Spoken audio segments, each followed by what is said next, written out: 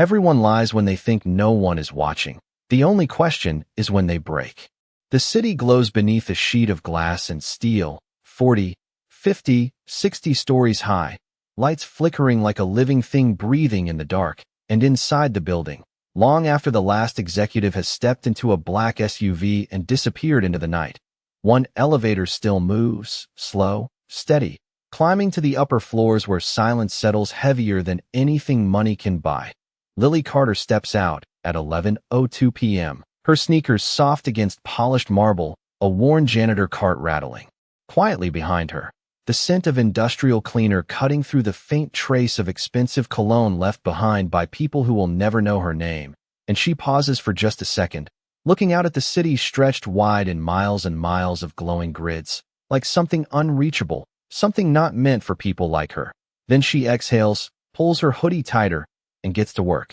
The mop glides across the floor in slow, careful strokes, not rushed, not careless, like she's trying to erase something deeper than footprints. And above her, hidden behind a wall of darkened glass, Ethan Blackwood watches, his fingers resting still on a console lined with silent screens, each one capturing a different angle, a different truth, a different version of human behavior when no one thinks they're being judged, and his voice is low, almost bored, as if he said the same thing too many times to count. Let's see how long this one lasts.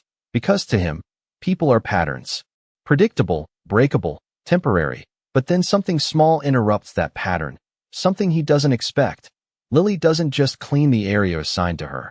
She stops at a desk 2 sections over, one that's not even in her zone, where a coffee cup has left a ring on a glass surface, and she takes a moment, just a moment, to wipe it clean, not for praise, not for cameras she doesn't know exist, but because it bothers her that it's there. And Ethan leans forward slightly, barely noticeable, his eyes narrowing just enough to register interest. Because that's not how this usually goes, not at this hour, not with someone carrying everything she clearly is. And still, he says nothing, just watches as she hums softly under her breath, a tune too quiet to make out, something private, something untouched by the cold machinery of the building around her. And for the first time that night, the system doesn't feel like a system anymore. It feels like a question waiting for an answer he's not sure he wants to hear. People do not reveal who they are when life is easy. They reveal it when no one is looking and they have every reason to take something that is not theirs. Ethan murmurs, his voice barely above a breath as he leans back in the dim control room, eyes fixed on the quiet figure moving across the polished floor below. And with a single tap of his finger, something changes. 2 floors down, a leather wallet appears on the edge of a desk, placed just slightly out of alignment, as if forgotten in a hurry. Thick enough to be noticed, subtle enough to feel real. And Lily does not see it at first. She continues her routine, methodical, steady, wiping down surfaces, adjusting chairs that no one will sit in until morning, her movements small but deliberate, like someone who believes that even unseen work deserves care. And then her eyes catch it, just a flicker of curiosity, a pause in motion, and she walks over slowly, not rushing, not pretending not to notice, just present. She picks it up, turns it over in her hands, and for a second, just a second, the weight of it seems to linger, heavier than leather should feel, heavier than something left behind by accident. And upstairs, Ethan leans forward slightly, watching for the shift, the moment he has seen hundreds of times before, the hesitation that turns into justification, the quiet rationalization that no one would ever know. But Lily does something different, something that does not follow the script. She opens the wallet just enough to find identification, not the cash, not the thick stack of bills tucked inside, but the name, the card, the trace of a person who might be searching for it. And her brow furrows just slightly, not in temptation, but in concern. Someone is going to panic over this, she whispers softly to herself, as if the empty office might carry her voice to the right person. And she looks around, the vast floor offering no answer, just silence and shadows stretching between desks and glass walls.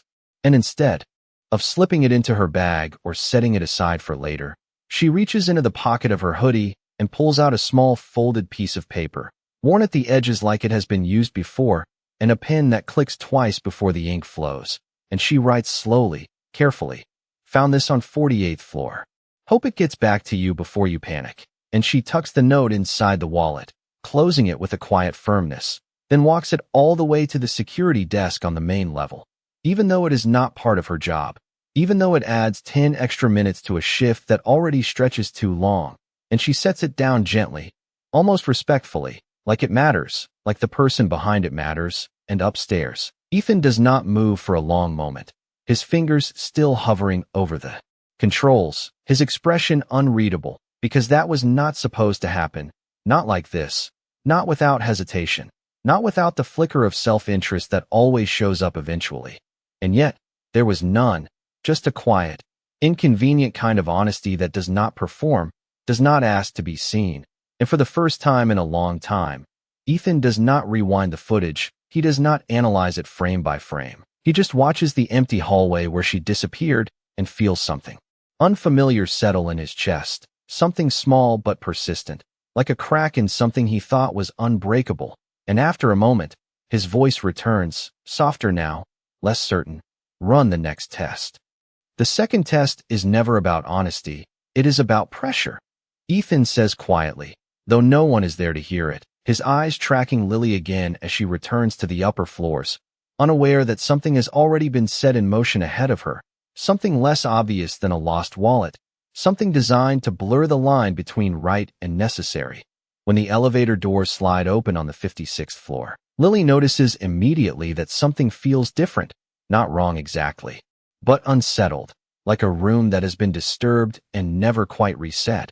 And as she pushes her cart forward, she spots a stack of confidential folders left scattered across a glass conference table, pages slightly out of order, one file half open as if someone had rushed out in the middle of something important, and she pauses, her hand tightening just slightly around the handle of the mop, because this is not the same as a wallet.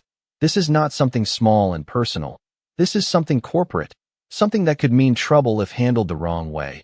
And upstairs, Ethan watches closely, his expression harder now, more guarded, because this is where people usually justify crossing a line, telling themselves they are only fixing what was already broken.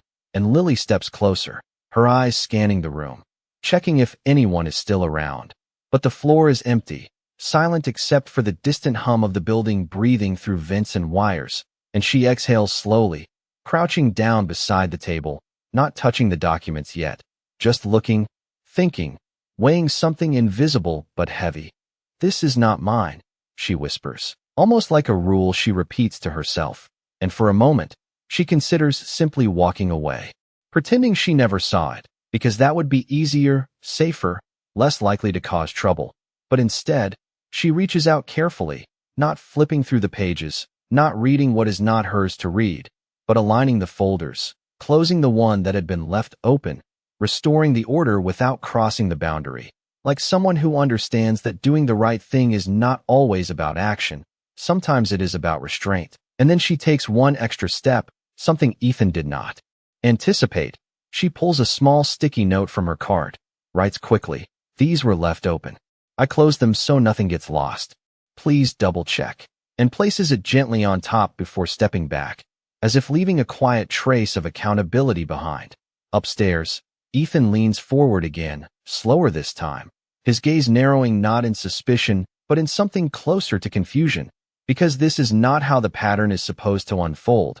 She is not curious in the way others are, not tempted by access, not even interested in what could be gained from knowing more than she should, and that absence of curiosity unsettles him more than greed ever has, because it leaves no leverage, no weakness to predict, and for the first time, he does not speak right away, he just watches her as she resumes her work, the same steady rhythm, the same quiet focus, as if nothing significant had just happened, as if she had not just passed a line that most people would not even recognize until after they crossed it. And finally, his voice returns, lower now, almost thoughtful. Increase the pressure, because somewhere beneath the controlled calm of his tone, something has shifted, something that is no longer entirely about testing her, but about proving to himself that she will eventually become like everyone else, even if it takes one more push. Pressure does not break people. It reveals what they are protecting. Ethan says under his breath, his eyes fixed on the screen as he initiates the next sequence, and this time, It is not something passive, not something easily ignored. It is designed to corner her, to force a decision where silence is no longer safe.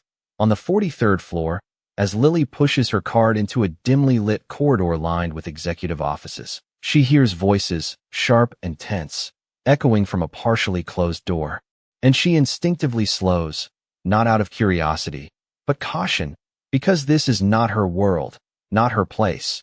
And yet the door swings open suddenly, and a man steps out, mid-conversation, clearly irritated, barely noticing her presence as he brushes past, leaving behind a file dropped carelessly onto the floor, its contents spilling slightly. Pages marked with bold headers and financial figures that even at a glance look important, sensitive, something that should not be lying in a hallway at midnight. Lily freezes for a moment, her eyes moving from the man's retreating back to the scattered pages. And there it is again, that moment Ethan has been waiting for, the moment where inconvenience meets opportunity, where doing the right thing might come with consequences. And upstairs, his posture straightens, anticipation sharpening his focus, because this time, the stakes are not invisible. This time, there is risk attached, social risk, professional risk, the kind that makes people choose self-preservation over integrity. And Lily kneels slowly, gathering the pages without reading them, stacking them carefully, her movements precise, almost respectful. But before she can stand, the man returns, his expression tight, his tone impatient. "Hey, did you touch those files?" And Lily looks up, caught in the sudden spotlight of accusation, her grip tightening just slightly on the papers. And for a second, just a second, something flickers in her eyes, not guilt, but the awareness that this could go wrong, that no matter what she says, she is already at a disadvantage. And Ethan leans closer to the screen, watching, waiting for the shift, the hesitation, the retreat. But Lily does not look away. She does not shrink. She simply holds the files out and says, calm but steady, "They fell.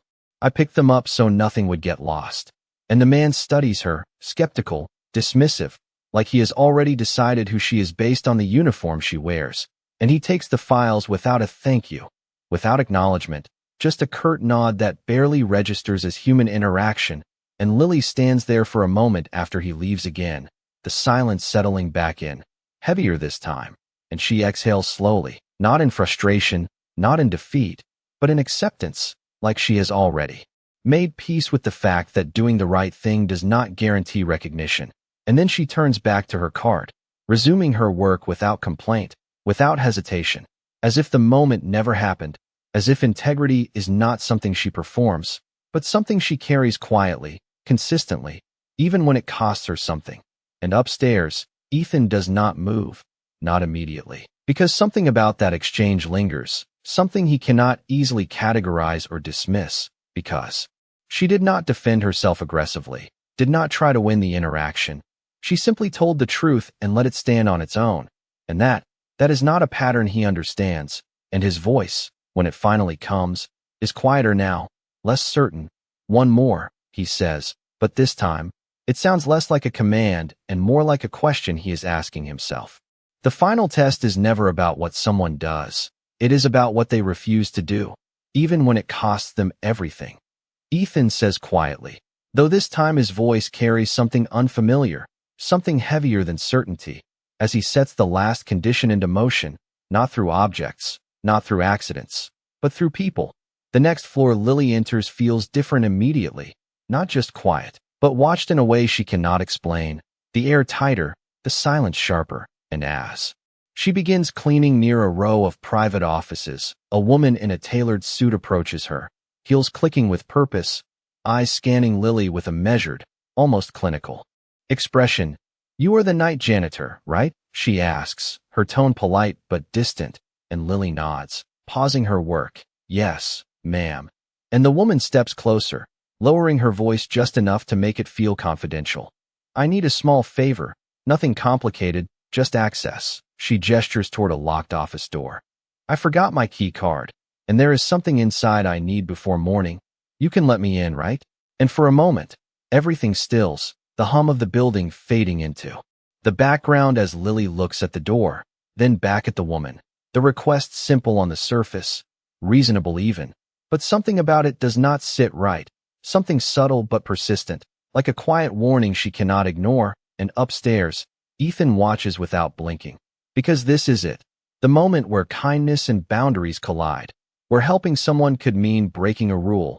Where saying yes feels easier than saying no. And Lily shifts her weight slightly, her hands resting on the handle of her cart, her voice calm but careful. I am sorry, I cannot open any office without authorization.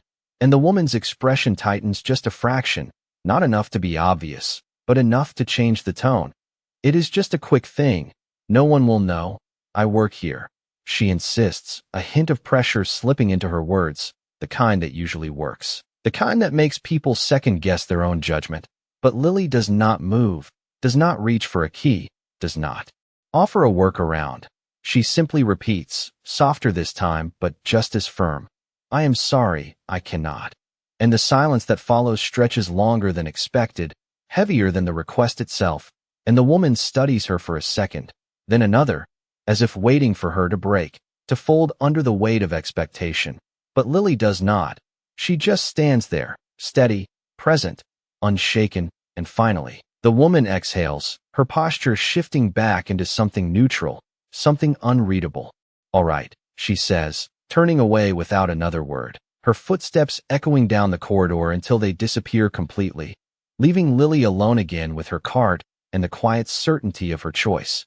And upstairs, Ethan does not speak, not immediately, because something in that moment lands deeper than the others, something that does not fit into any pattern he has studied, because she did not just resist temptation, she resisted pressure, social pressure, the kind that usually bends people without them even realizing it. And he leans back slowly, his eyes still fixed on the empty hallway where she stands, as if trying to understand something that no longer feels like a test. And when he finally speaks, his voice is no longer detached, no longer analytical. It is something else entirely, something closer to realization. She is not performing, he says, quietly, almost to himself, because for the first time, he is not watching to catch her failing. He is watching because he cannot find the moment where she does. Sometimes the hardest thing to accept is not that someone is lying, but that someone might actually be telling the truth. Ethan says slowly, almost reluctantly, his eyes still locked on the screen as Lily continues her shift like nothing extraordinary has happened, like the tests, the pressure, the quiet traps set in her path were never there at all. And that unsettles him more than failure ever could. The clock on the wall reads 2:17 a.m. when Lily finally reaches the top floors, the executive level where everything feels different, cleaner, quieter, almost untouched, and she moves more carefully here, as if she can feel the weight of expectations in the air, even without knowing why. Her mop gliding across the floor in slow, deliberate strokes, her mind somewhere else for just a moment, thinking about things beyond this building, beyond the night. And then she pauses near the glass wall overlooking the city, her reflection faint against the miles of glowing lights, stretching into the distance, and she rests her hand lightly on the edge of her cart, just breathing, just existing in a moment that no one is supposed to see. Upstairs, Ethan watches that pause, that stillness, and something shifts again, because there is no performance in it, no awareness, no attempt to be anything other than exactly what she is, and he leans forward slightly, not out of suspicion this time, but curiosity, something quieter, more dangerous, because it is no longer about proving her wrong. It is about understanding why she is not. Lily reaches into her pocket and pulls out her phone, the screen cracked at the corner, lighting up softly in the dark, and she opens a message thread, her expression softening just slightly. Hey Mom, I am still at work. Everything is okay tonight. She types slowly, her fingers careful. Did you take your medicine? And she pauses, waiting, watching the three dots that never appear, the silence on the other end heavier than any response. And after a few seconds, she exhales quietly, typing again. I will come by in the morning before my next shift. And she slips the phone back into her pocket, her shoulders straightening just a little, like she is carrying something heavier than anyone here would ever notice. And in that moment, something clicks for Ethan, something he has not accounted for, because none of his tests measured this. None of them touched this part of her life, the part that exists outside the building. outside the cameras, the part that does not change whether someone is watching or not. And he sits back slowly, his gaze lingering on her as she returns to her work. The same quiet rhythm, the same steady focus, but now it feels different. Now it feels like there is context, like there is a reason behind the consistency he could not explain before. His hand hovers over the controls again. But this time, he does not press anything, does not initiate another test, because for the first time, he is not sure what he would be testing anymore, not sure what he is trying to prove, and his voice, when it finally comes, is softer than it has been all night, almost thoughtful. "What are you protecting?" he murmurs, not as a challenge, not as a judgment, but as a question he does not yet have the answer to. And below, Lily continues moving through the empty floor, unaware that somewhere above her, the man who has been watching every step she takes is no longer looking for the moment she breaks, but the reason she never does. You cannot study a person forever without eventually being changed by what you see, Ethan says quietly, though this time the words feel less like a rule and more like a warning he never expected to apply to himself. And for the first time since the night began, he stands up from his chair, stepping away from the wall of screens that have always given him distance, control, certainty, and he walks toward the glass overlooking the city. The same view Lily had paused at only minutes before, and something about that overlap unsettles him in a way he cannot ignore. Below, Lily continues her routine, but the building feels different now, not because anything has changed around her, but because something has shifted above her, something unseen but real, and as she moves into the final stretch of her shift, her steps slow just slightly, fatigue settling into her shoulders, the quiet kind that comes from carrying more than just physical work, and she stops again, this time near a small break area that has been left untouched, a single chair out of place, a coffee machine blinking with a forgotten timer, and she adjusts the chair without thinking, straightens it, wipes down the surface, not because anyone will notice, but because she will. And upstairs, Ethan watches her return to that same pattern, that same quiet consistency, and for the first time, he does not look for flaws, does not search for cracks, he simply observes.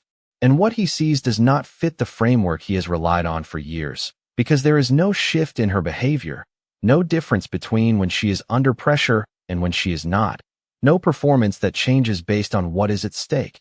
And that realization lands heavier than any failed test, because it suggests something far more difficult to control, something he cannot manipulate or predict. His phone vibrates softly on the desk behind him, a message flashing briefly across the screen. But he ignores it, his attention still fixed on the quiet figure below, and his mind drifts, uninvited, to something he has not allowed himself to revisit in a long time. A memory not of failure, but of betrayal, of trusting someone who understood exactly what he valued and used it against him. And he exhales slowly, his jaw tightening just slightly, because that is the reason behind all of this. The reason he built systems instead of relationships, tests instead of trust, distance instead of connection, and yet, Lily does not fit into that system. She does not respond the way she should. She does not give him the confirmation he has been expecting, and that absence feels louder than anything she could have done wrong. Below, Lily finishes wiping the last surface on the floor, her movements slowing as she nears the end of her shift, and she glances once more at the city outside, the horizon beginning to hint at early morning, the faintest shift in light breaking through the darkness, and she allows herself one small moment, just one, to stand still, to breathe, to exist without rushing to the next task. And in that moment, Ethan makes a decision he did not plan, one that does not come from logic or strategy, but from something far less controlled. And he turns away from the screens completely, heading toward the elevator, because watching is no longer enough. Not when the answer he is looking for is no longer on the monitors, but somewhere closer, somewhere real. And as the elevator doors slide shut behind him, his reflection stares back at him in the polished steel, unfamiliar in a way he cannot explain, as if the man who started this night is not the same one stepping into the unknown now. And below, Lily remains unaware, finishing her shift in the same quiet way she started it, not knowing that, for the first time, the one who has been watching her every move is finally coming down to meet her. The truth changes when you stand close enough to it. Ethan thinks as the elevator descends. each passing floor tightening something in his chest that has nothing to do with control and everything to do with uncertainty. And for the first time in years, he does not know exactly what he is walking into.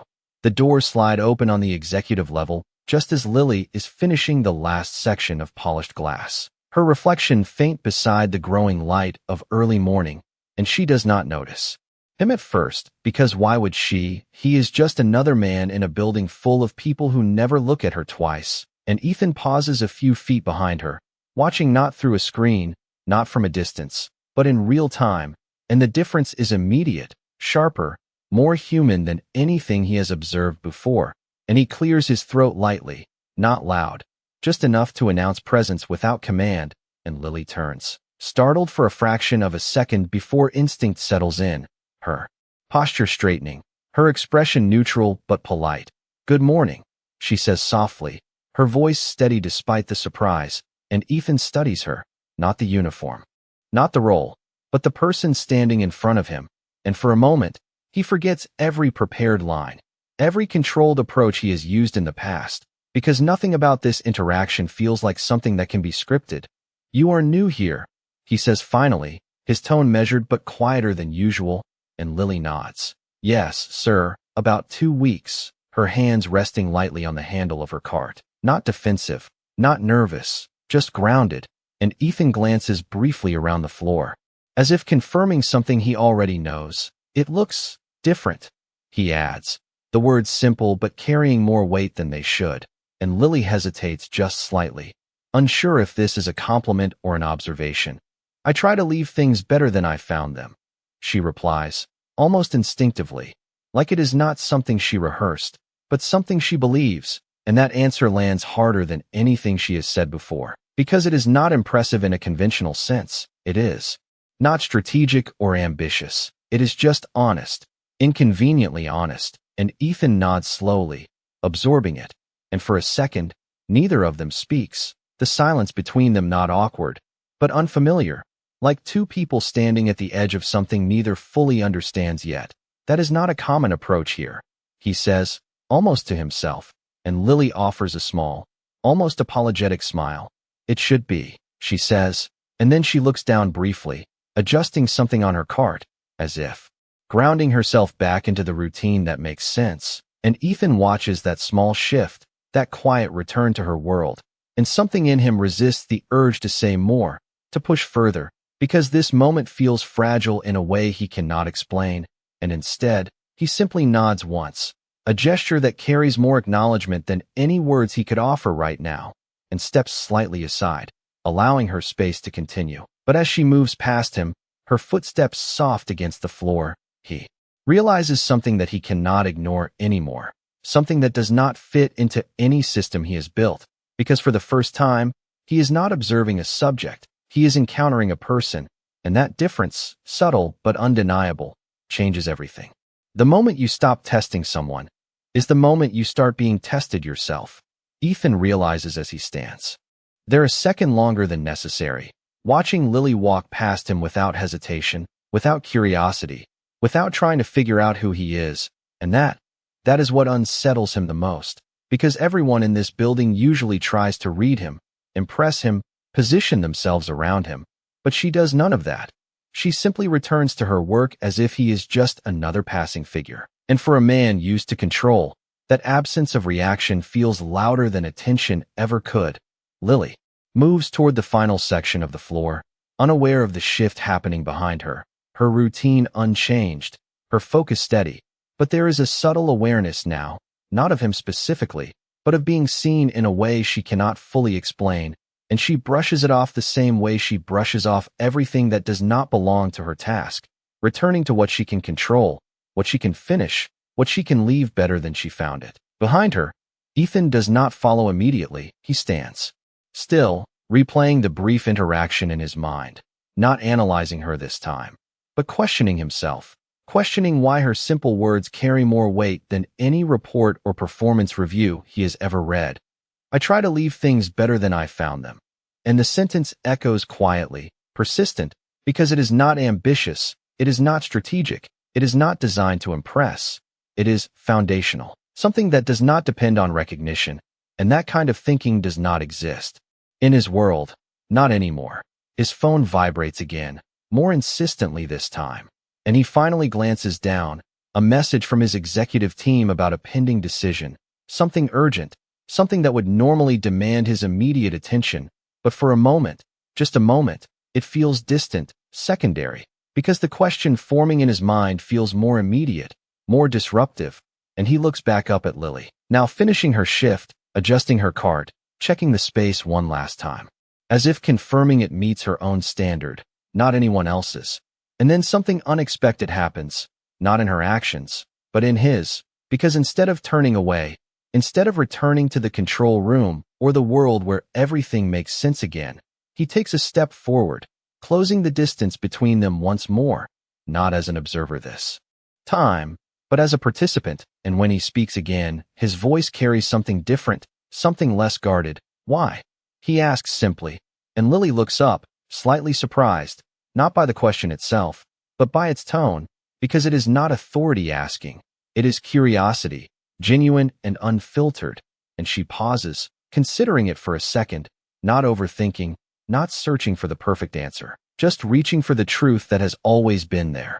Because someone has to, she says, quietly, and then after a brief moment, she adds, almost as if clarifying something important, even if no one notices, and that answer lands in a way Ethan cannot immediately process, because it removes the final assumption he has been holding on to, the idea that people are driven by recognition, by reward, by outcome, and standing there, just a few feet away from her, he realizes something that shifts the entire foundation of what he believed, because Lily is not waiting to be seen, she is simply choosing who she is, regardless of who is watching, and that realization, quiet but undeniable, forces a question he has not asked in a very long time, not about her, but about himself.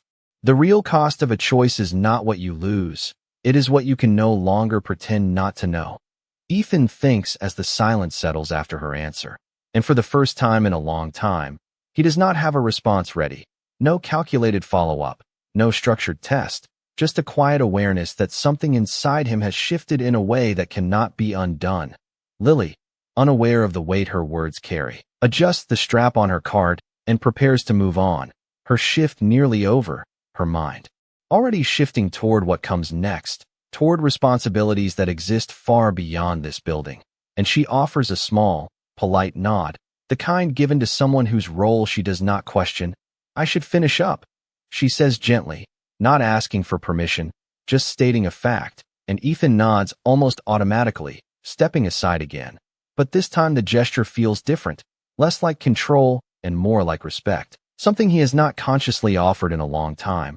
She walks past him once more, her footsteps steady, unhurried, and he watches her go, not because he is searching for something anymore, but because he is trying to understand something that no longer fits into his old framework.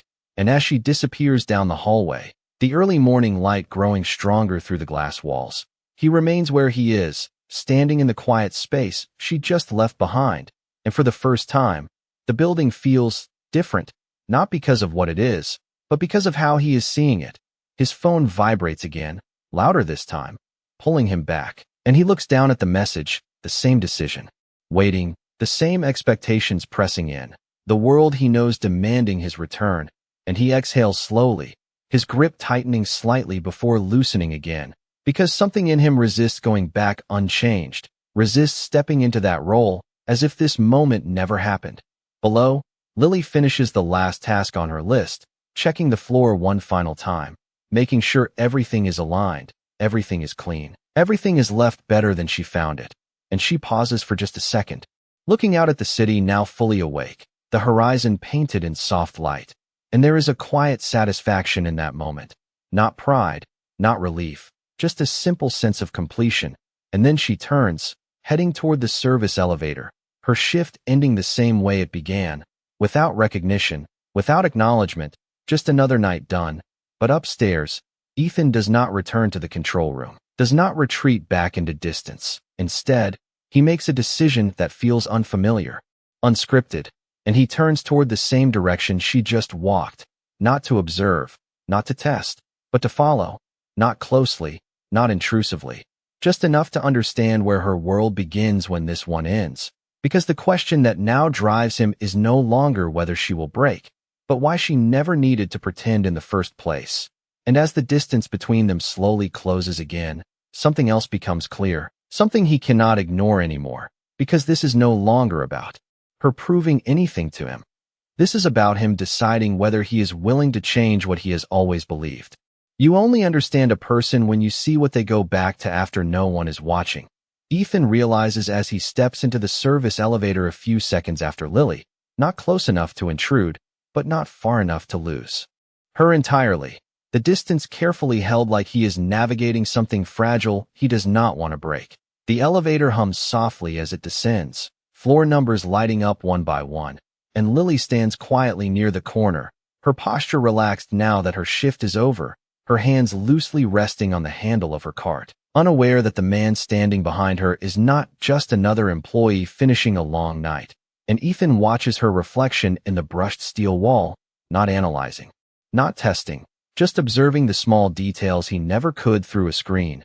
The way she shifts her weight slightly, the way she exhales like someone finally allowed to let go of tension she has been holding all night, and it feels real in a way nothing else has. When the doors open to the ground level, Lily steps out first, pushing her cart toward the back corridor where employees clock out, and Ethan follows at a slower pace, his usual presence muted, almost deliberately so, because this is not his world, not the version of it he has built from the top down. This is the version that exists underneath, the one he has never needed to understand until now.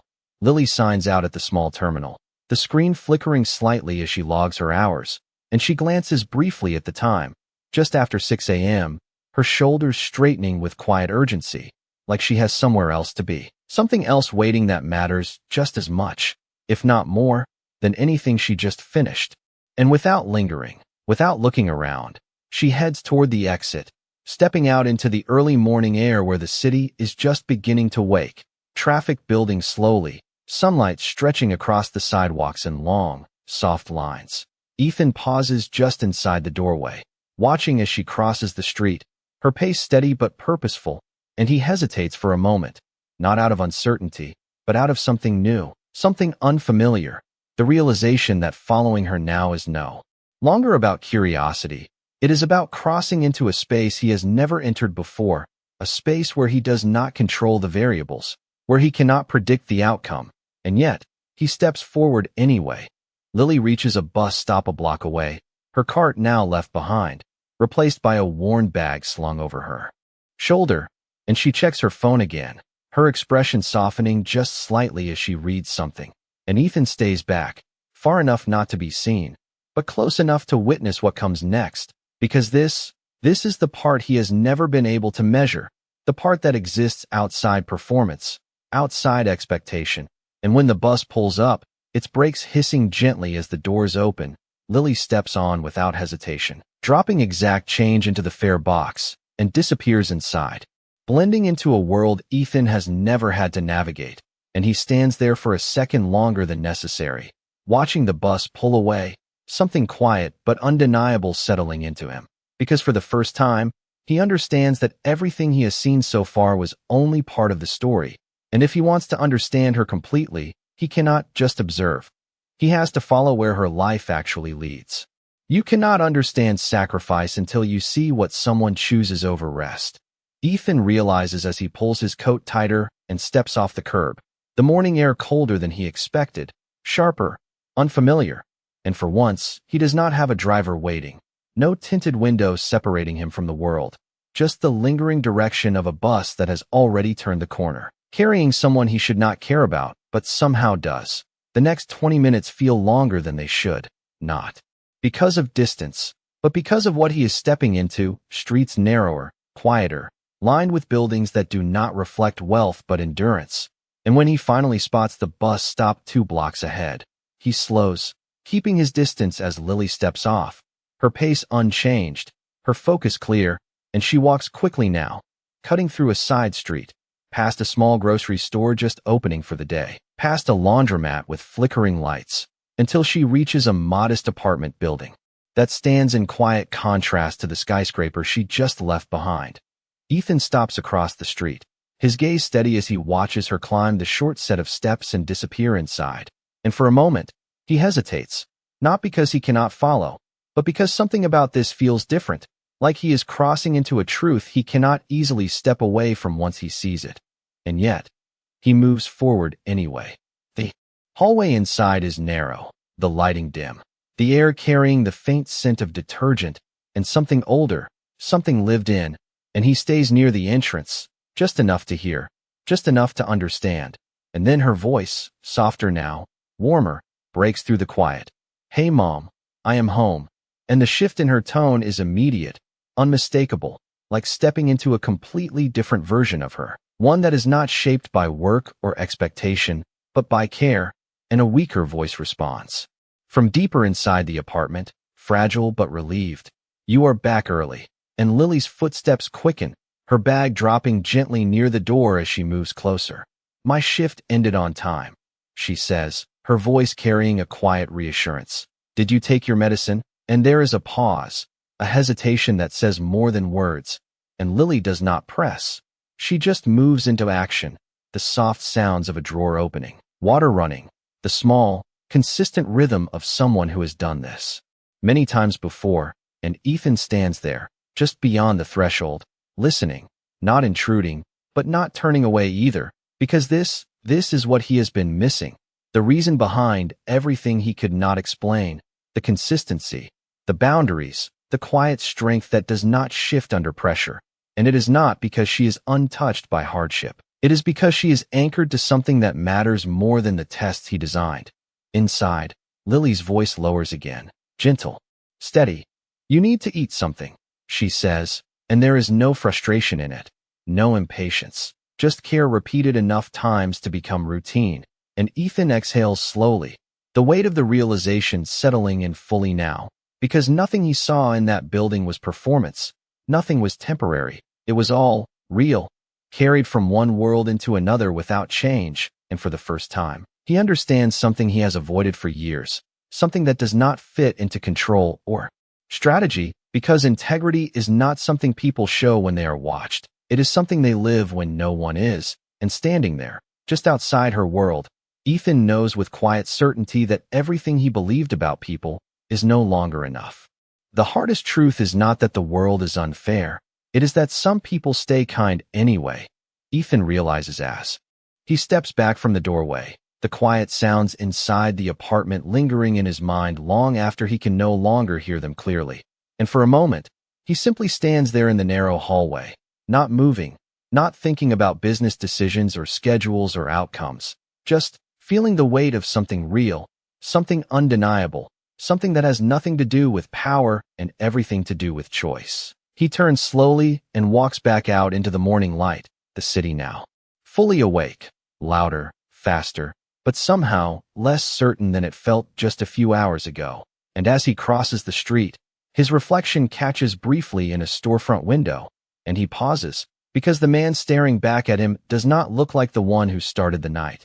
The certainty is gone, replaced by something quieter, something more aware, and for the first time in years, he does not look away from that reflection. He studies it, as if asking a question he has avoided for too long.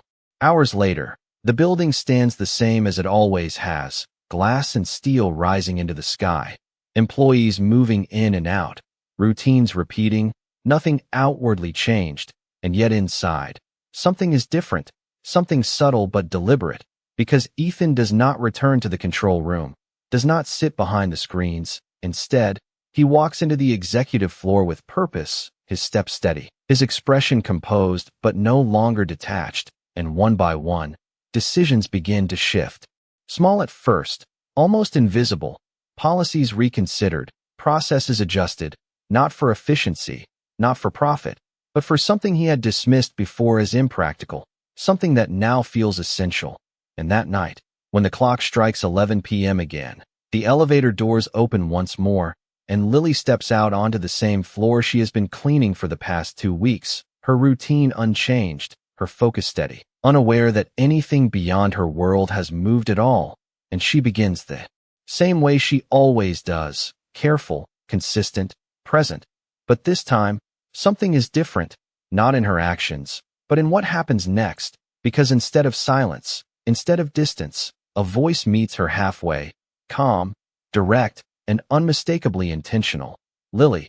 And she turns, surprised, because no one here has ever said her name like that before, not with recognition, not with certainty.